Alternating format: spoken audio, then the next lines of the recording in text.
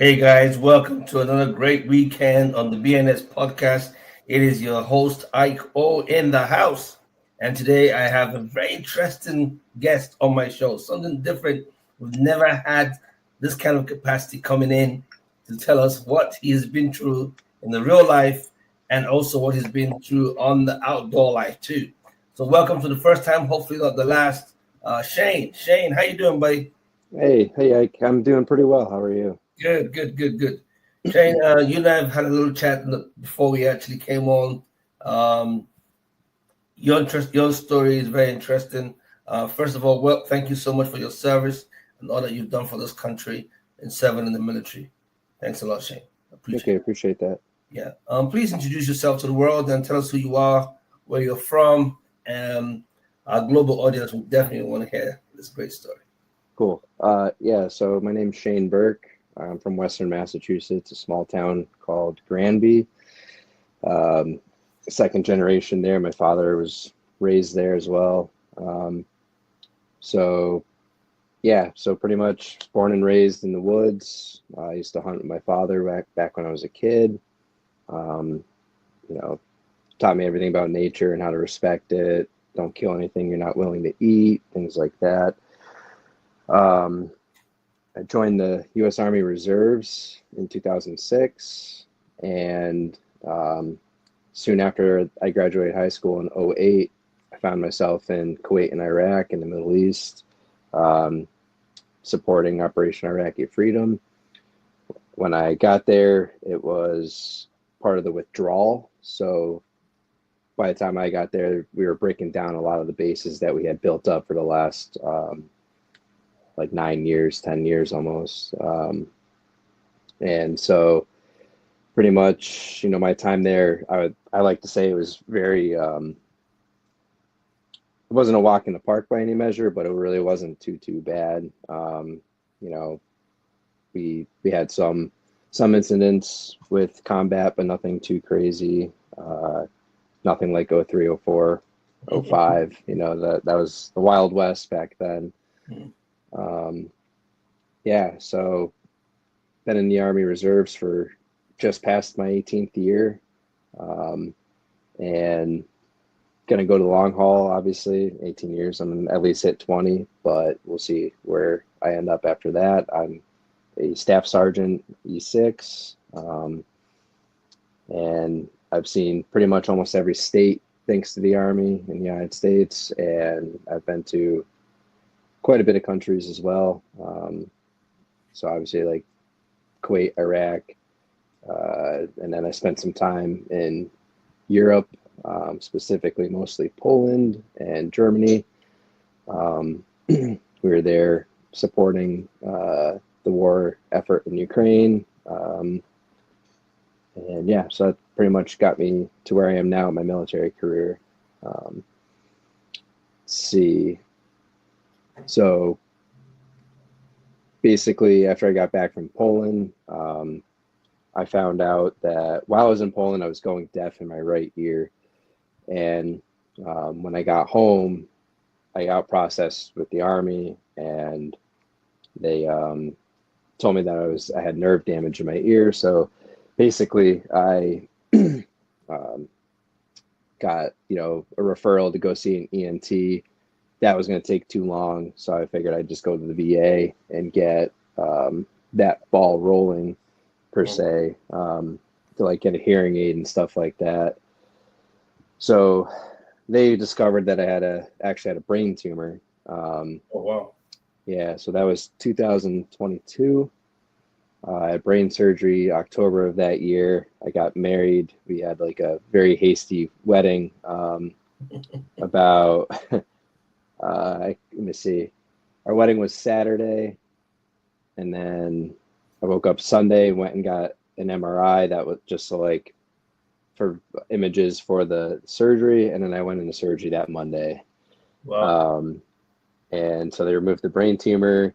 It was pretty successful. I have minor residual issues, completely deaf in the right ear. I have some balance issues. But mostly it was a very successful surgery. That's right. Because it's where the tumor was, there's a lot of nerves and stuff. And so there's so many things that could have gone wrong.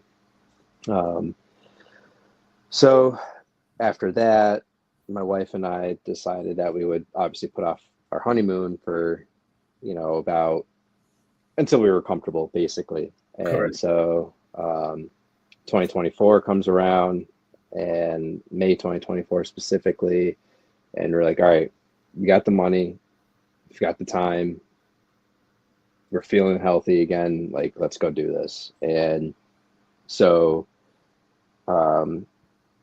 basically we jumped in the van, we rented a van, packed it up, and hit the road. And we're just gonna we had like a soft plan of just hitting as many national parks as we could, seeing friends and family that we haven't seen in a long time. Hold that thought. Hold that thought. I have a question that's keep on nagging in my head. I gotta ask you, right? Sure. So you've been through quite a bit from the military. You've actually been to different countries across different cities and states across the country in the U.S. and you've been to Iraq and Afghanistan, correct? Not Afghanistan, just Iraq. Just Iraq and Kuwait, yeah. Okay, and Kuwait. Okay, great. So, but then you're going into surgery, and you get married just before you go into surgery. What was the importance of you getting married before you go into surgery? I'm trying to figure out what were you thinking? There was a strong enough chance that I could die on the operating table. That we had already been engaged for a couple of years, and when a doctor tells you, like, there's a possibility of there's obviously a possibility anytime you go under anesthesia, right? Right. But this is brain surgery, and this was a little bit different and a lot scarier than any other surgery I've ever had. So that, we were just like, let's just do it. Let's get married. If anything goes wrong, you're my person, and you get all the benefits that you're entitled to by being my person for, the last 8 years of my life. Right.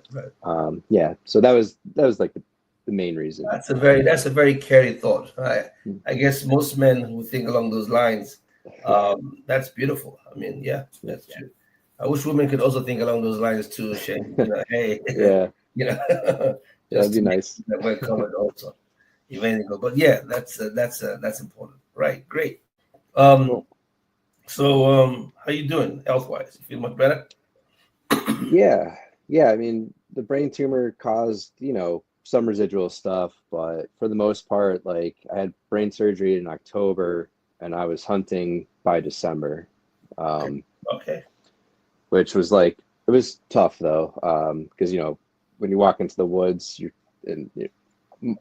myself particularly, I like to go super early in the morning. I get in the tree before sun is up, so I have to hike up this technical hill. I just had brain surgery. It's pitch black, and I'm just falling all over the place. And I actually had a moment of like, this is your life now. Like, this is going to be a miserable existence. And I felt really sorry for myself for a minute, but I just told myself, like, you're just going to have to adapt. You're going to have to figure this out.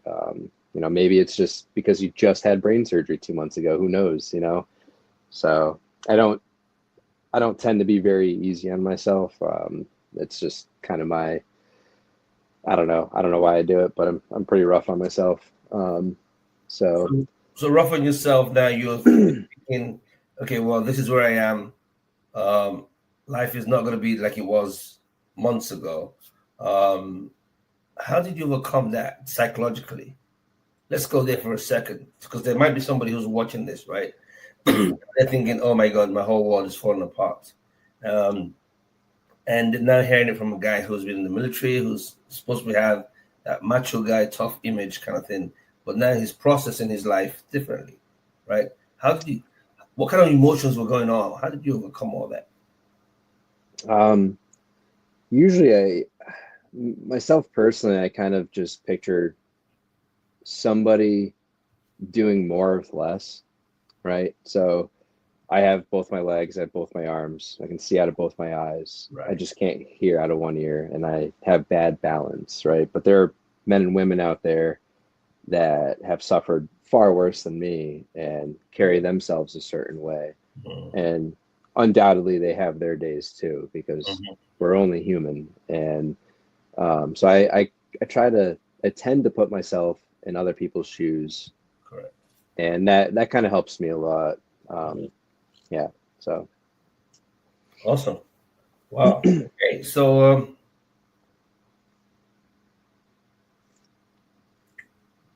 something interesting happens. You're quite experienced with the outdoor life, like you mhm, just said a few seconds ago. You go hunting. You don't kill anything you're not going to eat. right. But you find yourself in a situation that you're going to share in a few seconds. Yeah. Before you start thinking about telling us the story how you got there and what happened when you got there, let's take a quick break and we'll be back in a few seconds. All right? Okay. All right, good. All right, let's take a break and we'll be back.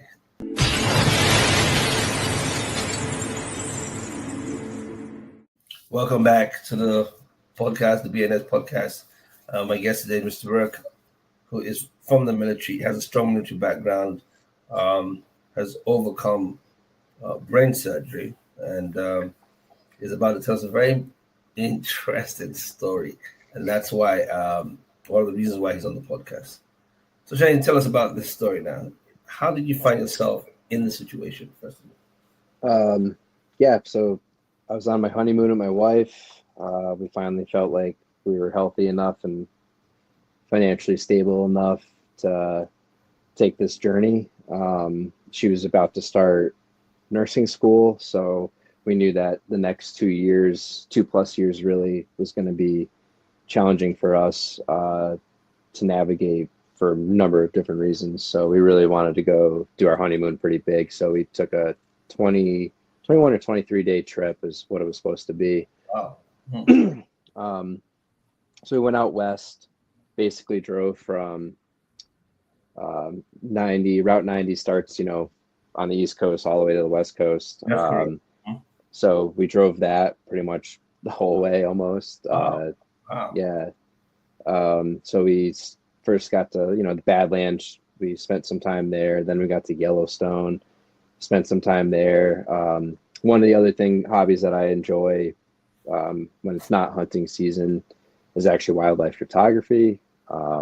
It's a very small hobby of mine. And so that was kind of, I was going to a part of the country that I haven't really spent a lot of time in for leisure. So it was important to me to get out in the wilderness by myself with my camera and just really be in the moment. And so in Yellowstone, we had already gotten loads of pictures of, grizzly bears, owls, all kinds of different birds of prey, buffalo, the whole works, right? But there's one species of an owl that I hadn't seen yet that is one of my favorite animals, which is called the great gray owl. And so the night before May 19th, so May 18th, my wife and I stayed up a little late and we did some research, and we found through this research that one of the places that we could possibly find this owl was Signal Mountain. And so we decided the next morning on our way south through the Tetons, we would stop at Signal Mountain and look for this owl. And so we did that. We drove. What a lot of people don't understand about Yellowstone and the Tetons is it's one big ecosystem. So they call it the Greater Yellowstone Ecosystem. The South Gate for Yellowstone, I believe, is only 10 miles north of the North Gate to the Tetons. So it's, really close to each other. Right. So we get to Signal Mountain, her and I with the dog walk up the road for, I don't know, half mile, maybe 3/4 of a mile. And we bump into a lot of people up there. We bumped into a actual backcountry safari group. They had a guide with them. It was two women and a guy. And they were looking for great gray owls as well. And so we, conversed for a minute. They asked if I had bear spray. I was like, yep, it's right here on my chest. They said they didn't see any bears. They didn't see any bear sign. And they also didn't see the owl. So, okay. So a little after that conversation, my wife decided she would turn around, go back to the car. which left me alone. Dogs aren't allowed off roads in most national parks. So, so she turned around and went back, and I continued on. But at this point, since it was just me, I went off the road. I went onto different trails. There's a couple different human trails on Signal Mountain, and then there's a bunch of what we would call in the hunting world, I call them game trails, which is basically just the trails that wild animals frequent. Was this by choice? You chose to Yes. Okay, it's choice. Okay. Yep. So I'm on and off the trail. I'm on and off the road. I make my way up Signal Mountain, and before I left, I told my wife I'd be back in an hour. If I'm not back in 2, then something bad happened. And at no point in time was I ever more than a mile away from the road. So, but anyway, so I set an alarm, and once that alarm went off, that's when I was like, okay, I need to beeline it back to the parking lot. I hadn't seen any real wildlife at this point. I did see some bear scat, but it was pretty old. And so I decided I pretty much 2 options: take the long way back, which would entail me walking on the human trail to the road and then walking down the road a few miles, or I can just diagonally walk through the woods and cut my time in half and just, get there sooner. I opted to do that because in my head I was like, well, if I do this, I still have a chance to see something, owl, whatever it could be. And so I decided to go that route. While I was doing that, I was, making noise, talking to myself. And I get, I'm actually, in hindsight, when I can look back at the data, I was about 400 yards away from the road when I saw a grizzly cub running away from me. As soon as I saw that cub, I looked down, grabbed my bear spray, looked up, and the mom was 10-ish feet away from me. Whoa. And they moved so fast that, she closed that gap before my brain could even register, like spray her. And so as she's pouncing on top of me, I opted to just turn around and jump to the ground, which is like getting ready to get into not the fetal position, but laying down on the ground on my stomach and chest, my hands and arms behind my head like this. This protects my neck from anything where your obviously your artery is. And then this laying on your chest and your stomach protects all your soft tissue. So in that position, she kind of collided with me and tackled me into that position. And she first bit my shoulder. And after that, she came around, stepped on me, and just started ripping my legs apart. And what do you mean ripping your legs apart? Like biting you? Yep. So she just bit me like this, picked me up, and would slam me down. Oh, wow. And so she did this for a few seconds, and she had me in the air, and I just kind of let out like this blood-curdling yelp. Like it was just, I don't know how to describe it. And that got her attention to really go for my head. And so she dropped me and stepped on my back and then went to bite my head. But because I still was in this position, I still had the bear spray in my hand, unbeknownst to me, she actually ended up biting down on the can and just my hands and arm.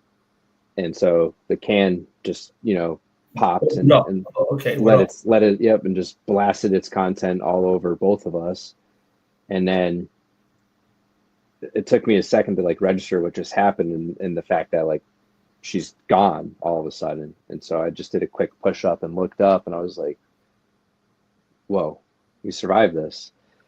And so I got up and then I just started running, and I just knew that I needed to go the opposite direction of the bear and try to put as much distance between me and the bear as possible. Because at this point, the only means of defense that I have is my knife.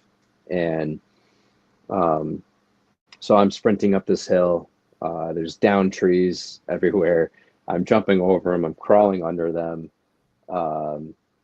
And then I kind of get to a point where I can feel like I just had to stop for a second. I just started doing like blood sweeps, looking for all the blood on me, because I looked at my hand and that was pretty bad.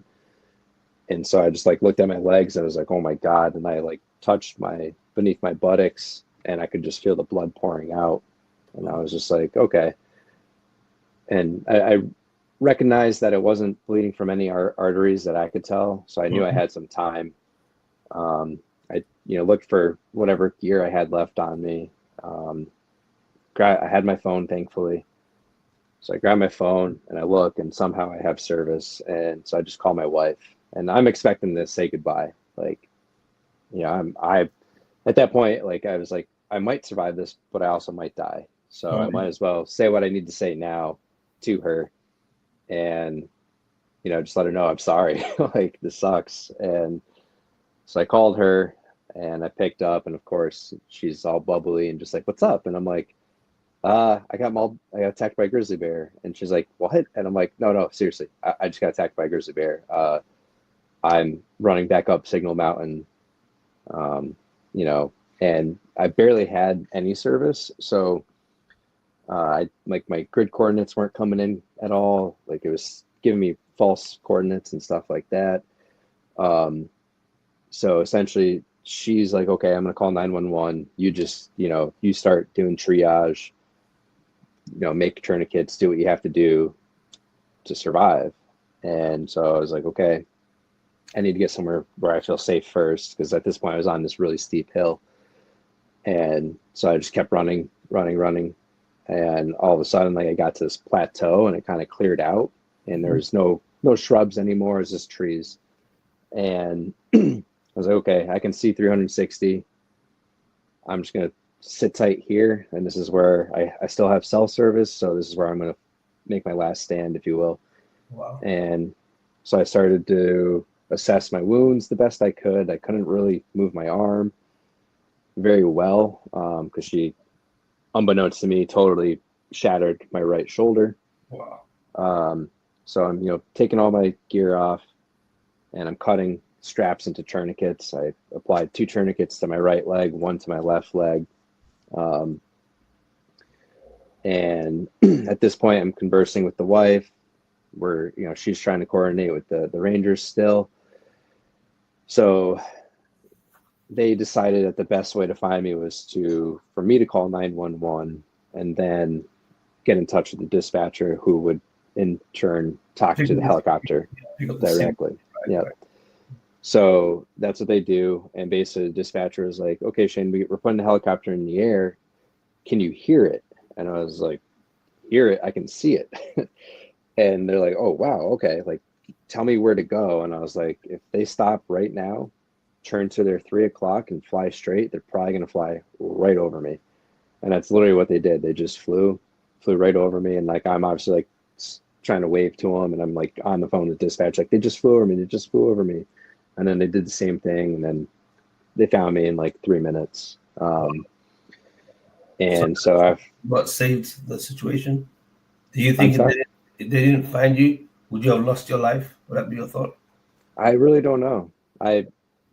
Maybe. I mean, who knows what would have happened at this point? My legs it was really hard to stand. It was really hard to even use my legs. She tore out a lot of the muscle in my right leg. So it's hard to say, but like when they rescued me, and I was able to look back at the data on my map app, and I was only 900 yards away from the road. So I ran from 400 to 900 yards. So I ran about somewhere between, I ran diagonally. I didn't run, straight back, but so I probably could have, like, I probably could have survived if like it, but I knew, like you said, later we'll discuss, recommendations on what to do. I knew that moving from where I've like told them where I was probably the worst thing I could do for myself. And once you tell somebody you're somewhere, they need like if you can only get lost, or more lost. And I just figured it was probably best for me to stay in that place, and they would agree with it. So Yeah. So Okay, go ahead. I was oh going yeah. to. So well, no. So after the helicopter spotted me, it took about another 3 to 5 minutes for Rangers to get to me.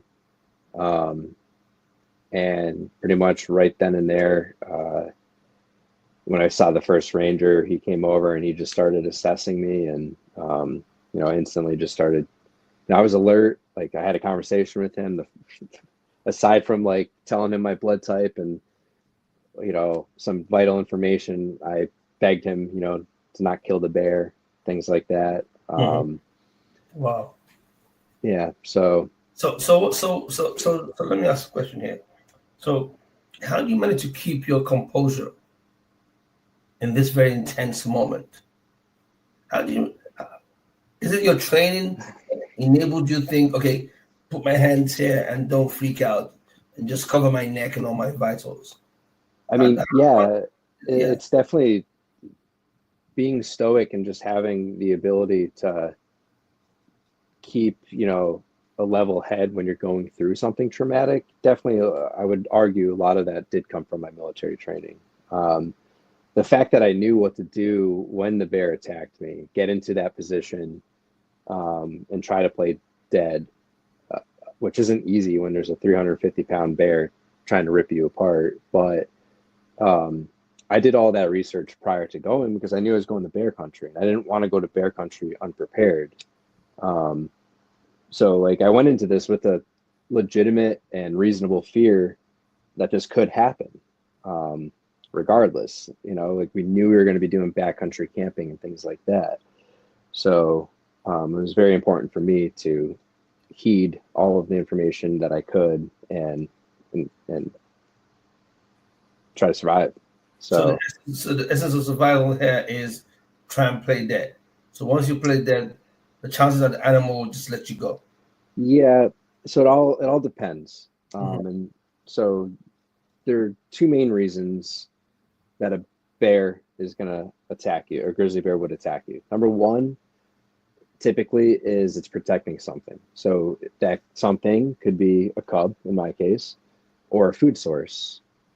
The other reason is it thinks you're a food source. So if the bear is just protecting a cub or its food source, the likelihood of playing dead can save your life. But they recommend that if the attack persists for a length of time, your best thing to do after that period of time is to actually fight back because you've got nothing else left, right? Mhm. If a bear is attacking you because it wants to eat you, then you just got to fight back. Playing dead, you're just making it easier for the bear. So in that case, you want to make it the bear think that this just is not worth trying to kill.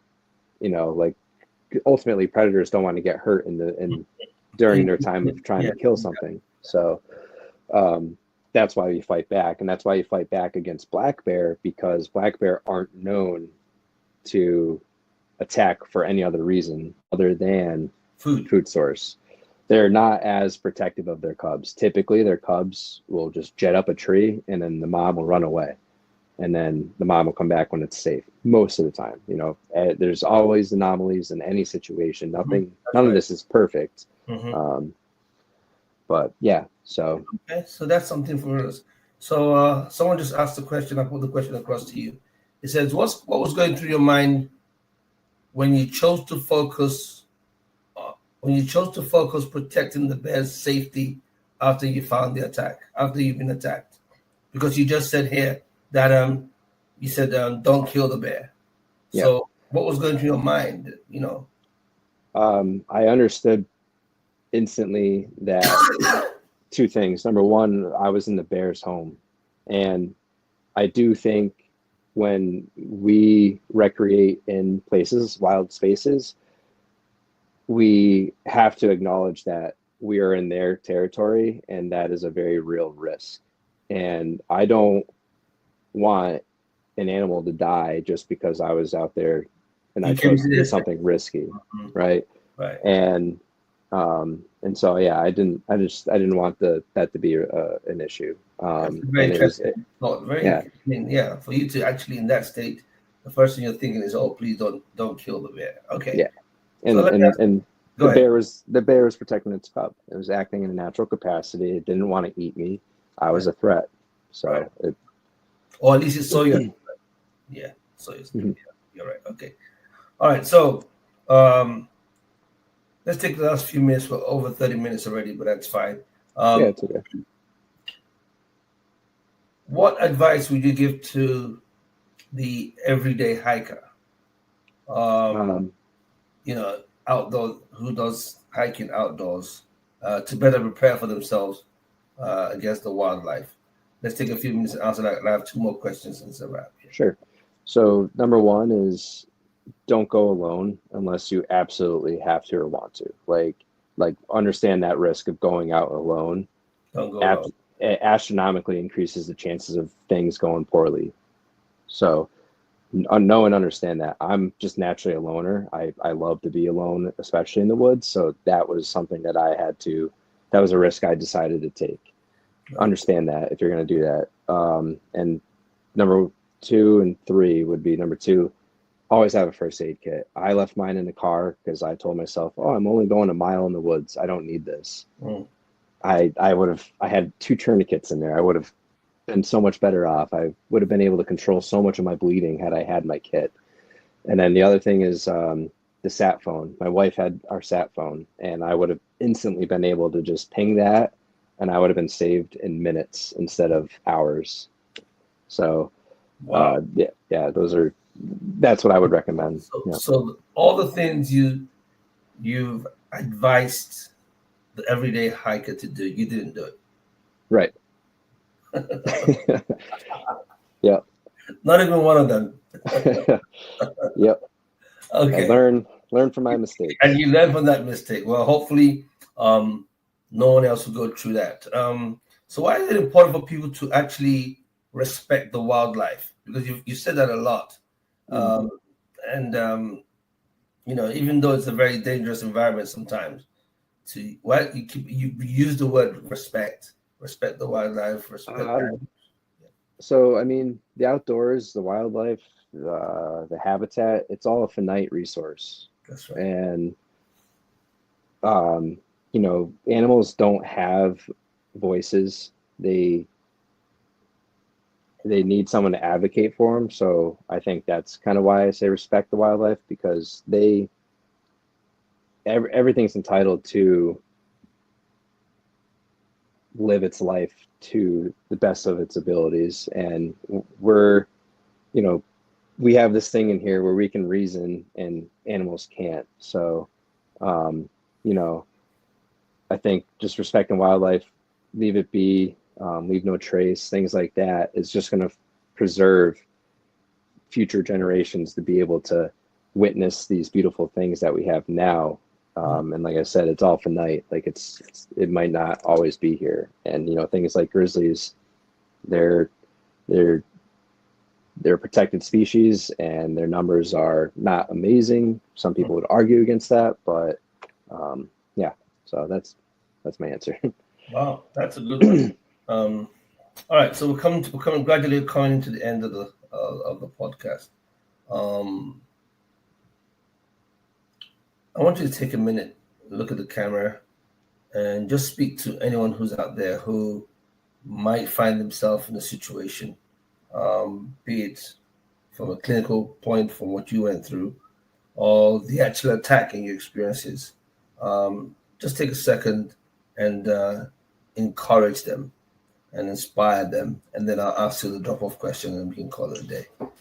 Okay. Whatever is on your Um, heart, just talk to the audience. well, I would say, just try to be good to each other.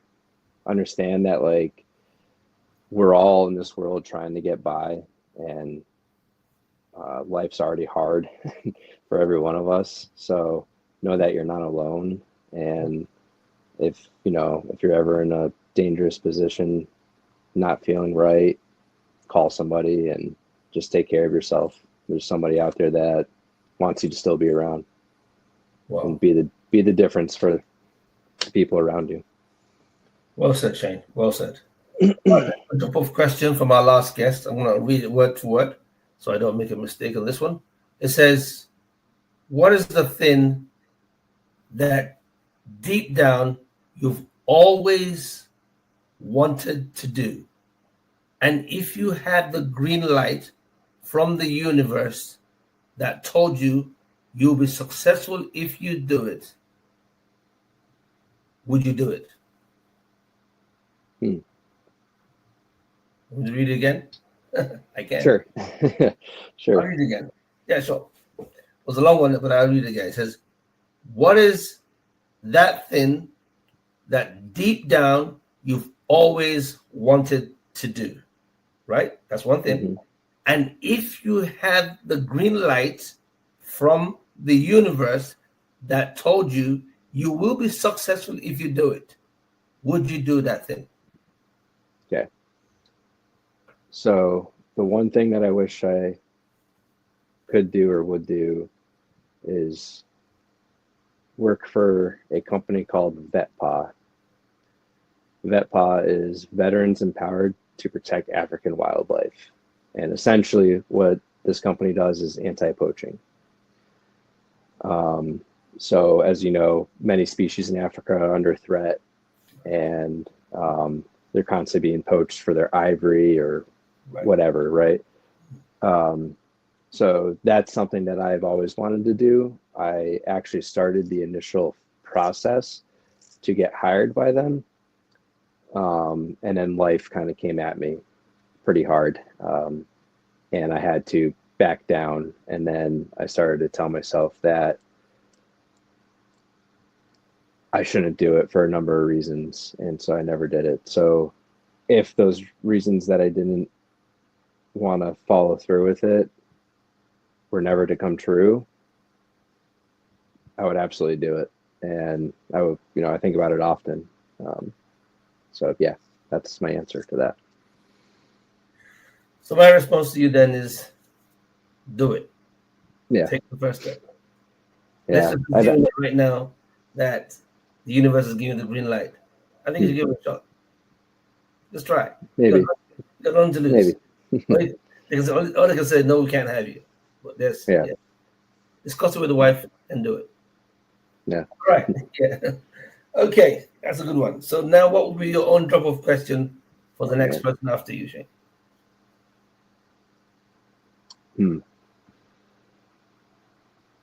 Whatever it is.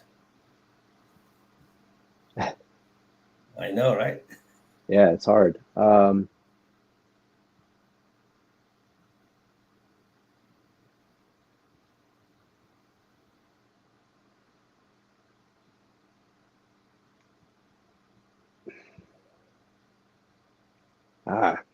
hate being put on the spot. So, whatever it is. Yeah. If there's one thing in your past that you could change, what is it and why? Wow, that's a powerful one. That's a deep one. Okay, there you guys have it. If there's one thing in your life that you can change, what is it and why? And that was a question from Shayne. It's a wrap, brother. It's a wrap. Cool. Thanks for having me. Yeah, thank you for we're gonna find out when the next guest comes on how they responded to that. Yeah. I guarantee I'll make sure my team keeps you posted so you get to hear the response yourself. On behalf of my entire audience, I want to say thank you and welcome again for taking out time for being with us and sharing your life experience. For those of us who are outside, please continue to follow us on all our platforms, all our social media platforms, click, and click the notification button. The more people that come to us and find out what we're doing, the bigger the content we can continue to produce. We've been around for almost 4 years doing this every single Sunday. So please do whatever you can to support us. And again, in my famous 3 words, much love, much peace, and much grace. Thanks again, brother. I hope to see you soon. Thank you. All right. Cheers. It's a wrap.